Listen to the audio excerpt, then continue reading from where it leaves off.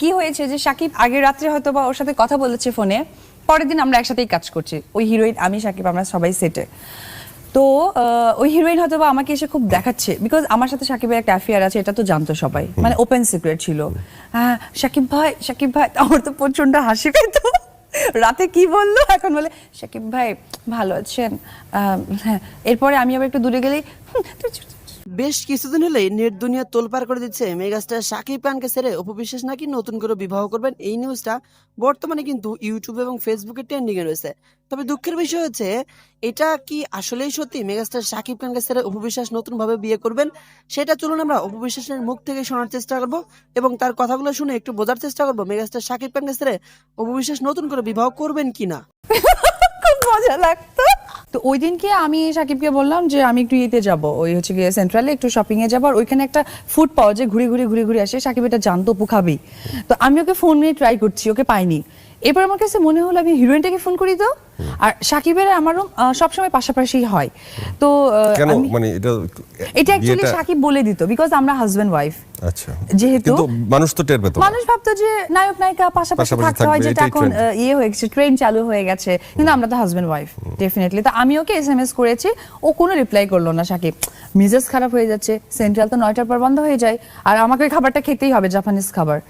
তো পরে এরকম হয়েছে যে আমি হিরোইনটাকে ফোন করি, দেখি আপুকে বলবো তুমি কোথায় আছো, তাহলে জয়েন করবো। মানে আমার মাথার ধারণাও নেই যে ওনার রিংটনটা আমার পাশের রুম থেকে শুনতে হবে। তো আমি যে ফোন করলাম, ওনার রিংটনটা পাশের রুম থেকে।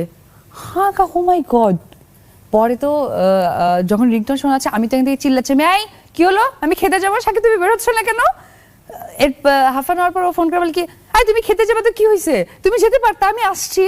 আমি বললাম না সমস্যা কি, আমি খেতে যাবো, জানো না ওটা 9টার পর বন্ধ হয়ে যায়, আর 9টার পরে যে আমি আবার ওইখানে সুশি টুসি এগুলো থাকে, এগুলো যদি কম পড়ে যায় আমি খাবো না, চলো আমরা খেতে যাবো। আমি বি নর্মাল, বিকজ অফ আমি জানি যে আমার হাজব্যান্ড একজন হিরো, সো একটা হিরোর অনেক ধরনের ফ্রিডম থাকা দরকার।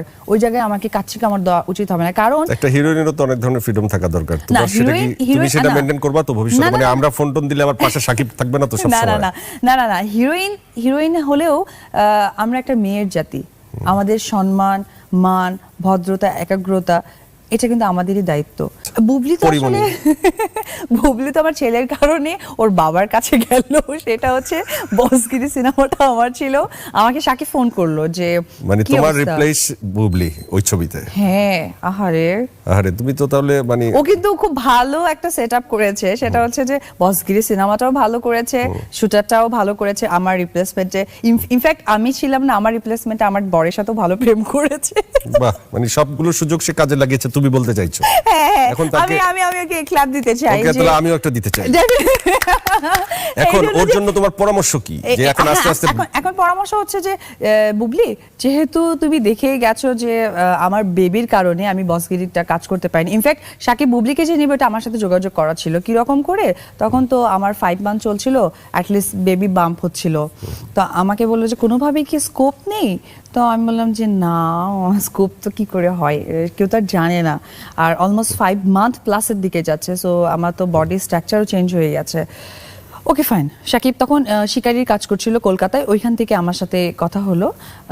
তখন সে ডিসিশন নিল, এই মানে 11th আওয়ার যাকে বলে 7 দিনের মধ্যে, আর 7 দিনের মধ্যে পরিমণিকে বলে ডেফিনেটলি শিডিউল দিবে না, বিকজ সে একজন ভালো আর্টিস্ট, ভালো কাজ করছে।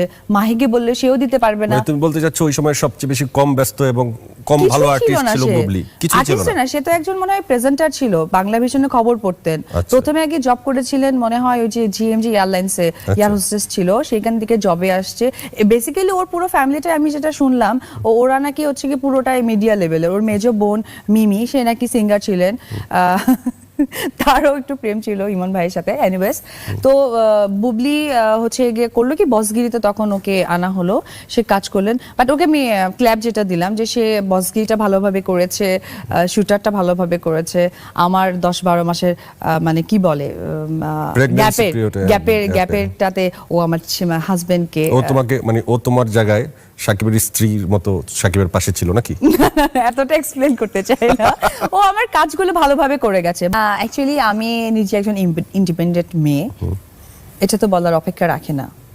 তো একটা হিরোইন তার নিজেকে চালাইতে পারে, এখন এসে গেল বাচ্চার প্রসঙ্গ। অবশ্যই তার বাচ্চাকে সে ভরণ পোষণ দিচ্ছে। আর কেন 71 টিভিতে তো নিজেই বললো আমি ও তো 71 টিভিতে বলেছে আমি বাচ্চার দায়িত্ব নিব, বাচ্চার মার দায়িত্ব নেব না, পরে আবার চেঞ্জ করে বললো না পরে কি তোমার গুতা খেয়ে চেঞ্জ করেছে নাকি? না, রিয়ালাইজ করেছে, কারণ ওটা তো কিন্তু আমার ওই কথাটা কেন বললো? ইন্টেনশনালি, যে উপর কাজটা কেন করলো রাগ এই জন্য হয়ে গেছে। রাগে বলেছে আমি উপর দায়িত্ব নিব না, বাট পরে যখন রিয়ালাইজ করলো যে না ঠিক তো, আমাদের বাচ্চা যখন হয়ে গেছে, সো একটা না একটা সময় তো তাকে বের ধরো, করতেই হতো। অবশ্যই তার এই রিয়েলাইজকে আমরা রেসপেক্ট করি। যখন সে এই কথাটা 100% বলেছে তখন মিডিয়ার সবাই খুব কষ্ট পেয়েছে, বিশেষ করে মেয়েরা স্ট্যাটাস দিয়েছিল যে এই ধরনের স্ট্যাটাস যেটা ও বলেছিল, দর্শকও অনেক রিঅ্যাক্ট আমাদের করেছে। এক পরিচিত হচ্ছে গিয়ে পার্সন তার ফেসবুকে স্ট্যাটাসে একটা খুব সুন্দর একটা ছন্দ লিখেছে যে একটি লোক এটিএম কার্ডে গেলেন, কার্ডটা পাঞ্চ করলেন, পাসওয়ার্ড দিলেন, টাকাও নিলেন, এরপরে তাকে জিজ্ঞেস করা হলো বলেন তো অ্যাকাউন্টটা কার, বলে আমি অ্যাকাউন্ট তো জানি না। তো সাকিব এইসব কিছু কিছু সাকিব অ্যাকাউন্ট নাম্বার ভুলে গেছে। আচ্ছা, এই ইন্ডাস্ট্রিতে সাকিব যেভাবে মানে ভুলে যাওয়ার যে রোগটা আছে, এটা যদি আবার ভুলে যায় তোমাকে কখনো, তাহলে ওর স্মৃতিশক্তি কিভাবে ফিরিয়ে আনবা? এটাকে আগে থেকে একটু ছক করে রাখছো?